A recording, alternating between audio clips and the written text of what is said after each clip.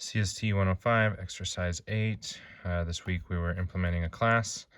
So in this particular situation, I referred back to 6.7, allowing us to see the different ways that you can create a class from the UML.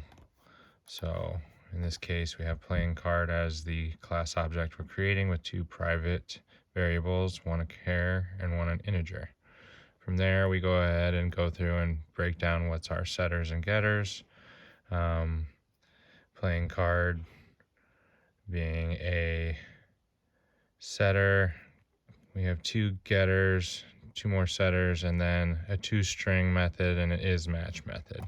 Descriptives here on the right. They're given to us, but that's kind of how I broke it down before I got into the code itself. So started by writing the class object first. So playing card with our two different private variables here in the console. From there, we have our first method, playing card. And from our descriptive, you can see it tells us what we're looking for. It's going to take two different variables, and it's going to be a public, no return value given. So from there, we go to the next method, getSuit, which returns the suit, getValue, which returns the value, and a setter, setSuit. Void does not return anything, but it does set the value of s to this variable.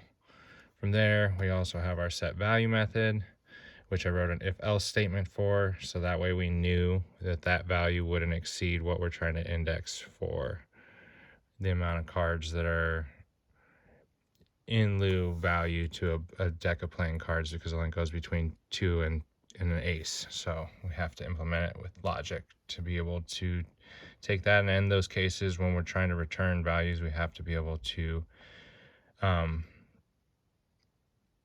logically vary whether or not 11, 12, 13, 14 are face value cards. So I created a switch case so that those integers would correlate to print a J, Q, K, or an A, and if not, default to printing the original values given. So from there, we have our last isMatching method. This returns a true if correct value for a Boolean. So from there, we wrote our test driver method here. So I went and wrote another class, and we tested everything using a new object that we created. So from there, we go ahead and call our getSuit method, and we print an H, as you can see down here. Then we went ahead and called our getValue method, play a 10, it does, suits, so on and so forth. So this all proved out that our class object was good. So from there, we went ahead about creating our driver class. So we knew that we were going to create an array list, called a deck. From there, we go ahead and fill our deck with the 52 cards. So we have to go ahead and start with a nice little array of characters.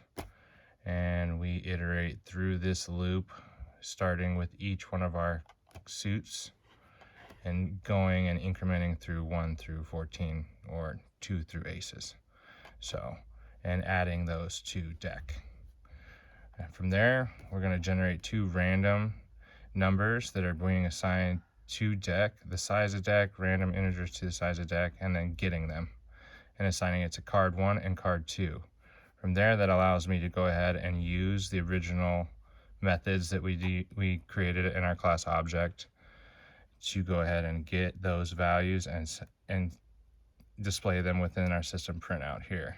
Made sure to construct it the way we wanted to. And lastly, check with our isMatch method if they match. So I can run it here, and I was really happy earlier I got one that matched. So I went ahead and sent over a zip file because this just wasn't going to look very pretty inside of a Word document. Challenges this week, there's a lot. I learned, there's a cool thing I learned.